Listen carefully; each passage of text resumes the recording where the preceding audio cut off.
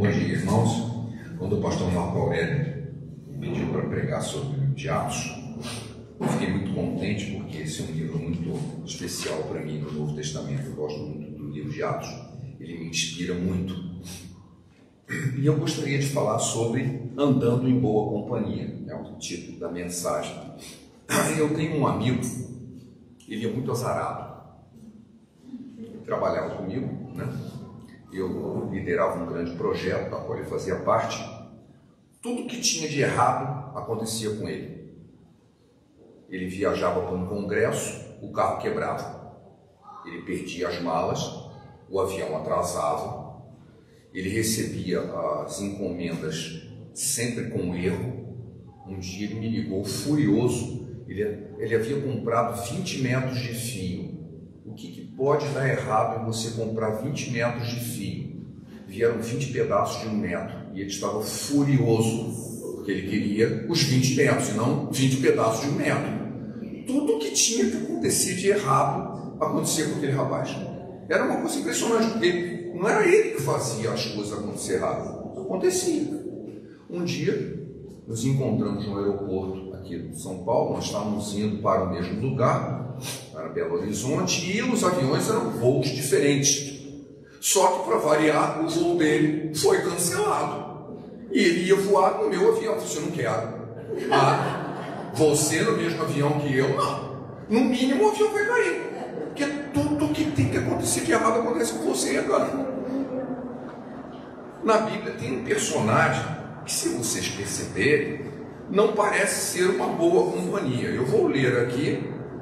Você não precisa ler, porque esse não precisa ter sua Bíblia ainda, porque não é o texto base. Mas o apóstolo Paulo escreveu lá em 2 Coríntios, no capítulo 11, ele começa a descrever algumas coisas que aconteciam com ele. Está no 2 Coríntios 11, começando no versículo 23. Diz assim: são ministros de Cristo, falam como fora de mim, eu ainda mais. Em trabalhos, muito mais. Em prisões, açoites, sem medida, perigos de morte, muitas vezes. 5 vezes eu recebi dos judeus uma quarentena de açoites menos 1, ou seja, 39, vezes 5. Fui 3 vezes fustigado com vara, uma vez apedrejado. Em naufrágio, 3 vezes. Uma noite e um dia passei na voragem do mar.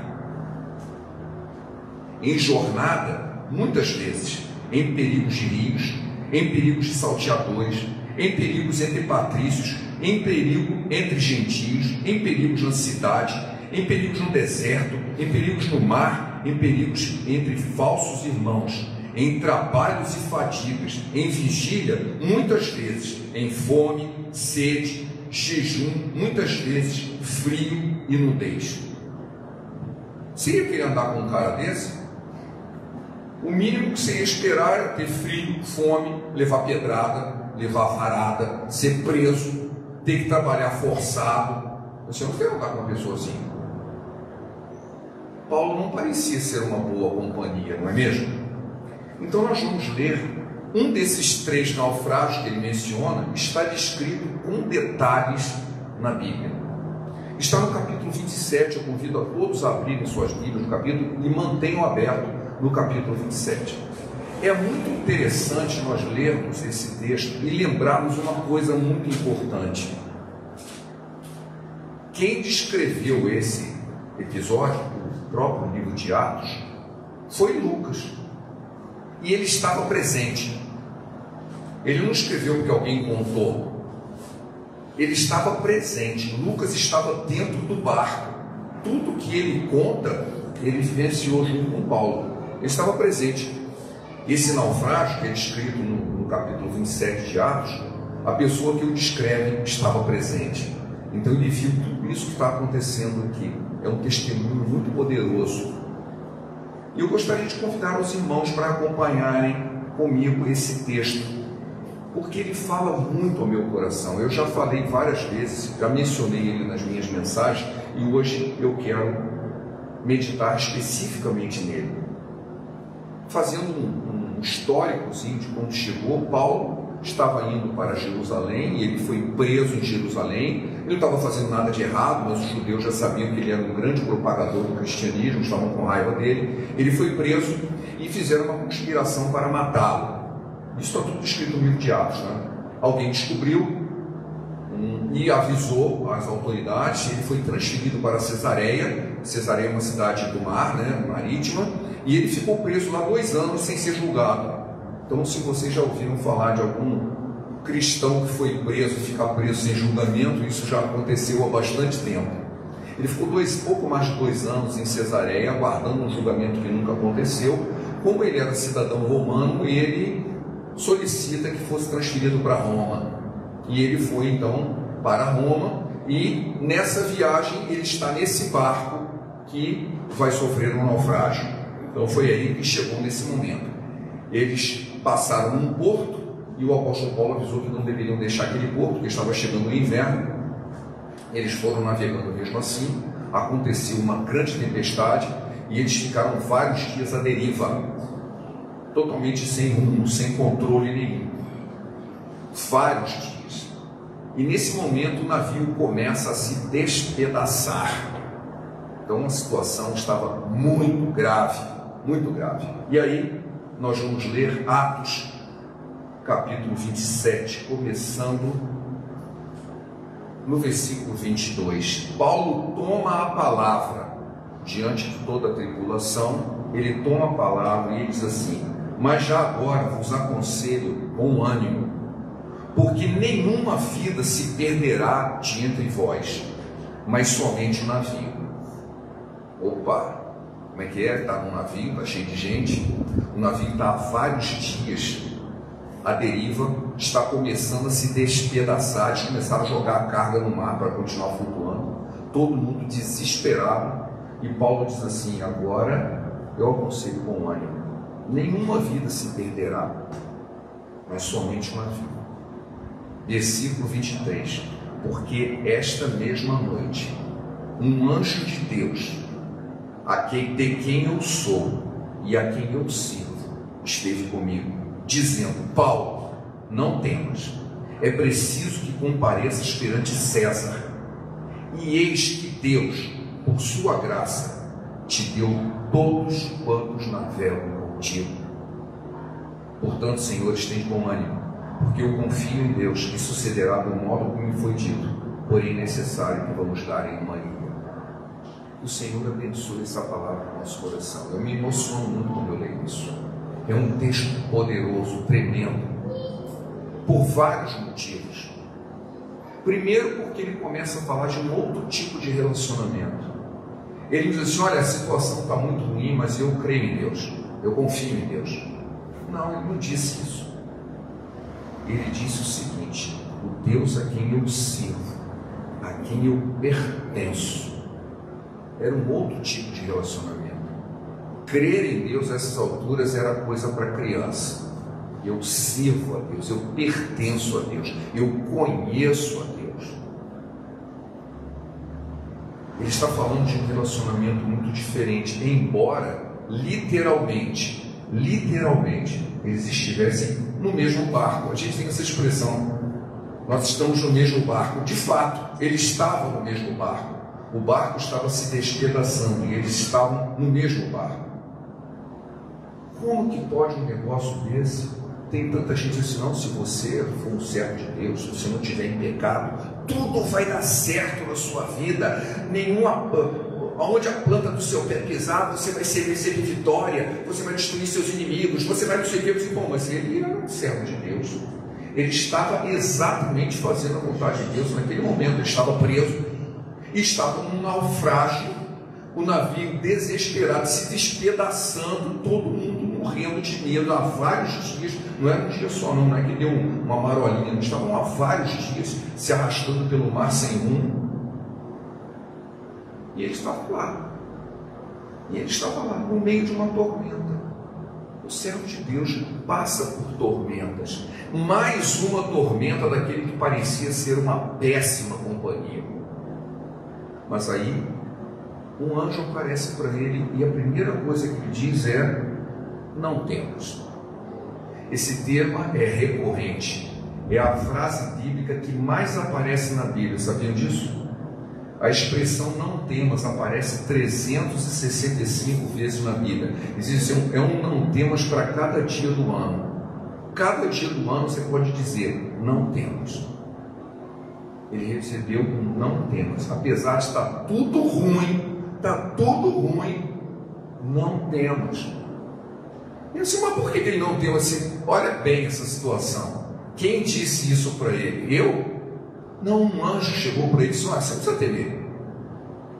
Deixa sabendo que você está aqui, está tudo o que está acontecendo. E ele está te mandando dizer assim: você não precisa temer. Estou no controle. Não parece haver controle. O navio está. Nós estamos numa situação, mas estamos sob controle. Deus está dizendo: não temas. Não temas. A segunda coisa que ele diz, que o anjo diz para ele, é assim: é preciso que compareças perante César. Você vai chegar lá. Você vai chegar lá. Não interessa se o navio está se despedaçando. Você vai chegar lá. Momentos como esse confirmam a afirmação de Jó. Jó 42:2 diz assim: bem sei que tudo podes, e nenhum dos teus planos pode ser frustrado. Você vai chegar em Roma. Não interessa se vem um tufão. Era o Euroaquilão. O texto diz que é um tufão de vento chamado Euroaquilão, que pegou o navio e saiu jogando para um lado do outro, quebrou o navio todo, e finalmente o navio acabou afundando mesmo. Destruiu o navio. Como assim? Por que isso acontece? Ele não estava diante da palavra de Deus que ele precisava chegar a Roma? Algumas pessoas dizem: não, foi o diabo que tentou impedir. Pode ser. Não há uma afirmação explícita sobre isso, mas Paulo tinha que chegar em Roma. Esse era o desígnio de Deus, era a vontade de Deus. É preciso que fale para César. Você vai chegar lá. Não parecia que ele ia chegar lá. Estava tudo ao contrário. Será que foi o diabo? Não sei.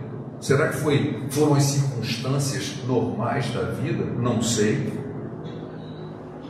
Mas o fato é que a última palavra é a do Senhor. Se houve uma coisa que eu aprendi nesses últimos tempos, a irmã Kátia sabe do que eu estou falando, você recebe um monte de notícia ruim, um monte de notícia horrível, mas vem uma notícia assim: o Senhor mandou te dizer que a última palavra é minha. Não interessa o que os outros estão dizendo, não interessa se tem um furacão, não interessa se o navio está se despedaçando, você vai chegar lá, porque a última palavra é minha. E fui eu que disse: você vai chegar lá. Mas o que mais me emociona nesse texto, meus irmãos, me desculpem, até se eu fico emocionado, é a última expressão desse verso: eis que Deus, por sua graça, te deu todos quantos viajam com você. Quantas pessoas tinham viajando com ele? Será que alguém sabe? Sim, sabe. O versículo 37, se os irmãos estão com a Bíblia aberta, estávamos no navio 276 pessoas ao todo.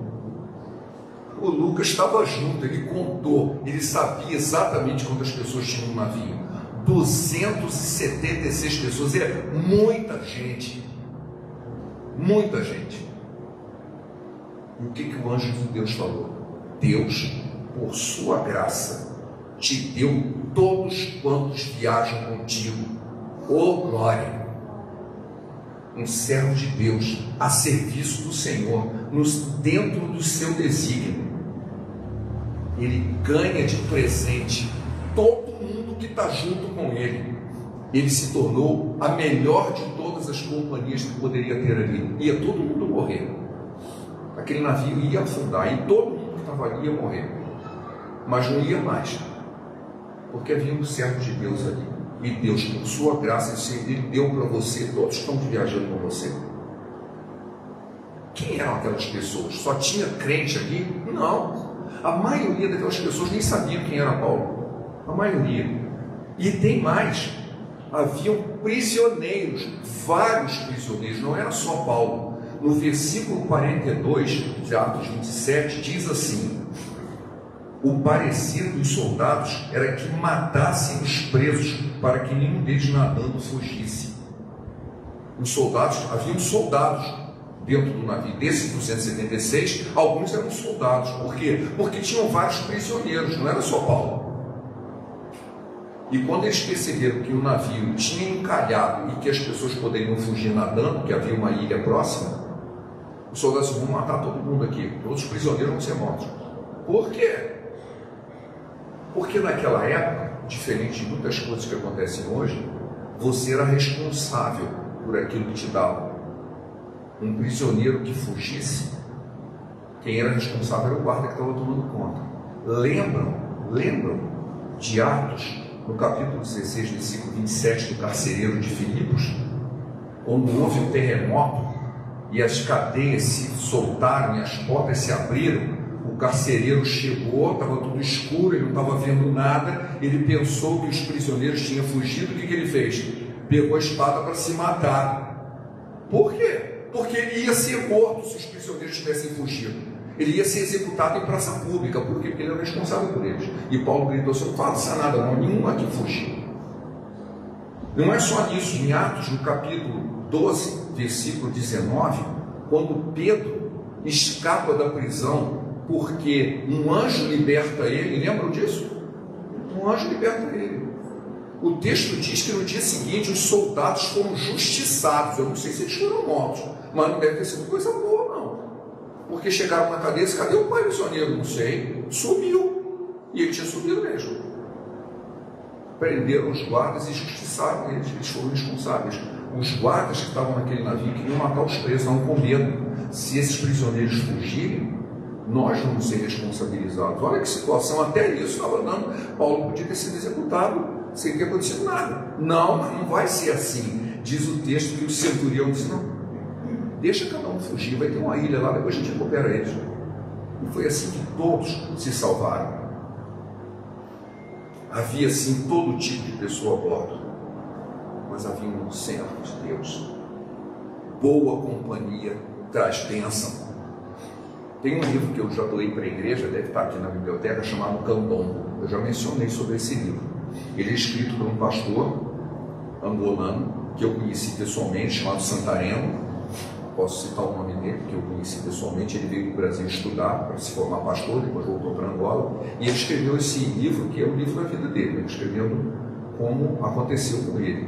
Ele era adolescente e ele foi convocado meio à força, né, pelos exércitos, que havia uma luta interna lá em Angola, houve uma guerra civil durante muitos anos, e ele foi convocado por soldados cubanos que faziam uma guerra comunista lá em Angola, e ele teve que lutar à força. E ele conta um episódio de que eles programaram um ataque noturno a um acampamento inimigo, só que caíram numa emboscada e eles tiveram que fugir. Fugiram pela mata à noite, totalmente sem luz, correndo em fila, correndo, o líder da tropa à frente, e eles estavam correndo porque o inimigo vinha atrás. Tudo em fila. De repente o líder parou, do nada, no escuro, parou. À frente dele, 1 metro à frente, havia um pequeno fio de nylon, invisível, armado numa bomba enorme que estava na árvore, que se ele tivesse passado por ali, ia explodir, ia matar todo mundo. Por que ele parou? O chefe desse grupo vira e diz assim para eles: há algum bruxo entre vocês? Não há nenhum bruxo entre nós. Eu ouvi uma voz que gritou no meu ouvido: pare imediatamente. E eu parei. Tinha uma bomba bem na frente. Não havia um bruxo ali, mas havia um filho de Deus. Santareno estava no meio daquele grupo. E o Senhor não apenas guardou a vida dele, mas deu a ele toda a tropa que estava com ele, porque ninguém morreu. Porque a voz disse: pare, e ele ouviu. O homem não acreditava em nada, achou que era algum tipo de bruxaria. Mas ele foi salvo, porque havia um filho de Deus junto. Então isso não acontece só 2000 anos atrás com o apóstolo Paulo, acontece agora. Um filho de Deus salva as pessoas que estão junto com ele. Que bênção, que bênção. Sabemos que todas as coisas cooperam para o bem daqueles que amam a Deus, daqueles que são chamados segundo o seu propósito. Romanos 8:28. Deus tinha um propósito na vida do apóstolo Paulo, você não tinha nenhum. Deus tinha um propósito na vida do Santareno, você vai ser pastor. Ele estava chamado, só que ele tinha sido sequestrado, lutando no exército inimigo. Podia morrer a qualquer hora, senão os planos de Deus não podem ser frustrados. Você vai cumprir o meu plano, e junto com ele, o seu propósito, pessoas serão salvas. Aquelas pessoas que estavam com o apóstolo Paulo, eles não faziam ideia do que estava acontecendo e por que elas estavam sendo abençoadas pela presença do apóstolo Paulo. Talvez alguns nunca tivessem percebido, ou não quiseram perceber. Sempre aqueles que de alguma forma o Espírito Santo toca no coração, e as pessoas começam assim: por que isso foi acontecer mesmo? Por que isso foi acontecer? E aí começam a ter um relacionamento com Deus diferente. Começam a ver coisas assim: não, mas não era para isso ter acontecido, por que aconteceu? Eu não fiz nada. Não fizeram mesmo, mas Deus tinha um propósito, e Ele deu por sua graça, não é por mérito, por sua graça. Deus deu todo aqueles que viajam com você. Nós nos tornamos uma boa companhia, sim. Não foi apenas uma presença física, mas a atitude. Nos versículos, no versículo 22 que eu li, o apóstolo Paulo de imediato tomou assim: tenha um bom ânimo. Aí você pensa o seguinte: depois que o anjo apareceu, imediatamente tudo aconteceu. Não, 3 dias depois disso que o apóstolo, esse texto é lindo, depois de 3 dias, o apóstolo Paulo novamente toma a atitude. Versículo 35, as pessoas estavam em jejum. Não é porque eles estavam orando em jejum. O navio chacoalhava tanto que ninguém conseguia comer, porque estava todo mundo vomitando. Para quem já teve no mar encapelado, você sabe o que significa isso. Ninguém conseguia comer, o navio chacoalhava para um lado, para o outro, até que no versículo 35, tendo dito isso, tomou um pão. Vamos ao versículo 24. Versículo 34, eu vos rogo que comais alguma coisa, porque disto depende a vossa segurança, pois nenhum de vós perderá nem mesmo um fio de cabelo. Dá para acreditar nisso? Eles estavam há dias chacoalhando para um lado para o outro, todo mundo ia morrer. Eles: não se preocupem, não vai perder um fio de cabelo, vocês precisam comer. E aí o que ele fez? Tendo dito isso, tomou um pão, deu graças na presença de todos, e depois partiu e começou a comer. Todos cobraram ânimo e puseram-se também a comer. Então você veja que isso não acontece: vai todo mundo ser salvo. A atitude do Filho de Deus, do servo de Deus, é transmitir essa paz, esse ânimo, essa segurança. Se vocês precisam comer, vou dar um exemplo: começou a comer, todo mundo comeu e recobraram o ânimo. Recobraram o ânimo. De fato, é uma grande bênção andar em uma companhia. Com esse tipo de companhia eu quero andar. Eu quero andar numa companhia que transmite ânimo, que transmite segurança, que me leva junto para a salvação, que não deixa o perigo acontecer. Mas eu queria dizer o seguinte: mais importante do que estar em boa companhia é ser essa boa companhia. Quando nós somos instrumentos de Deus, nós podemos trazer bênção aos outros, nós podemos ser essa boa companhia. Assim: mas isso foi o apóstolo Paulo. Não, eu acabei de citar um exemplo de um mero soldado angolano no meio de uma selva. Você não precisa ser um herói da galeria da fé para ser usado e abençoar as pessoas que estão ao seu redor. Deus pode fazer isso agora mesmo. Quando todos estão agitados e com medo, você demonstra tranquilidade, na certeza de que Deus está no controle. É tão fácil assim: Deus está no controle, amém? Amém, então está todo mundo tranquilo aqui. Agora pega um barco que está chacoalhando, que tem uma onda de 15 metros passando por cima de você, e começa o barco a despedaçar. Deus: não, Deus está no controle. Eu não estou vendo controle nenhum, mas Ele está. Eu só não estou vendo, porque se você visse, não era a fé. A fé é a firme convicção das coisas que você não vê. Deus está tudo tranquilo, Deus está no controle, mas isso aí está óbvio, né? Eu quero ver quando estiver no mar encapelado, com a onda passando por cima, saindo um pedaço para tudo quanto é canto. Mas Deus está no controle, não estou vendo controle nenhum. Mas pela fé, eu posso dizer, Deus está no controle. Ele me conhece, eu sou o servo dele, vai dar tudo certo. Porque todas as coisas cooperam para o bem daqueles que amam a Deus, daqueles que são chamados segundo o seu propósito. A oportunidade de exercer fé é agora. Você já parou para pensar que no céu não precisa de fé?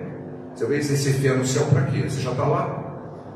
Você já está vendo Deus, já está vendo Jesus. Eu creio que eu vou ver Jesus, mas eu já estou vendo. Eu não preciso mais crer. Não há necessidade de fé no céu. Fé é oportunidade agora. Depois não precisa mais. Você quer ser uma boa companhia? Você é uma boa companhia? Através de sua vida, outras pessoas estão sendo abençoadas? Essa é uma pergunta importante que eu gostaria que nós meditássemos hoje mesmo. Já estamos meditando. Será que eu tenho sido uma boa companhia? Através de mim, Deus tem abençoado outras pessoas? A nossa palavra tem que ser agradável, temperada com sal, para saber como responder a cada um. Colossenses capítulo 4, versículo 6. Há uma oração atribuída a Francisco de Assis, da cidade de Assis, chamado São Francisco de Assis, perto da cidade de Assis, na Itália. A parte dela diz assim: onde houver ódio, que eu leve o amor. Você escuta falar mal de alguém, você ajuda a meter o pau, ajuda a jogar pedra, ou você desfaz esse ódio e leva o amor? Onde houver ofensa, você leva o perdão? Onde houver discórdia, você ajuda a aumentar a discórdia ou leva a união? Onde houver dúvida, você leva a fé. Onde houver erro, você leva a verdade. Você não pode consertar o erro dos outros. Onde houver erro, você leva a verdade, porque somente a verdade liberta. Onde houver desespero, que eu leve a esperança. Onde houver tristeza, que eu possa levar a alegria. E onde houver trevas, que eu seja a luz. E essa é a postura daquele que quer ser uma boa companhia, em que Deus joga assim: olha, não interessa o que você está passando, você vai chegar lá, e Deus, com sua graça, vai te dar todos os que estão em volta de você. É maravilhoso pensar isso. Dá até vontade de ir para o naufrágio depois dessa, se eu quero passar por lá, porque ao passar, sabendo que Ele vai me levar para o outro lado, porque Ele prometeu, e Ele vai levar junto os que estão comigo. Gênesis capítulo 12, versículo 2. Sê tu uma bênção. Amém? Pai, obrigado pela tua palavra que nos edifica, que nos desafia, que nos faz pensar quem nós somos e o que podemos ser nas tuas mãos. Abençoa-nos nesta manhã, que possamos ser boa companhia, que através das nossas vidas pessoas sejam salvas, pessoas sejam abençoadas, porque é tudo pela tua graça, e é em nome de Jesus que pedimos.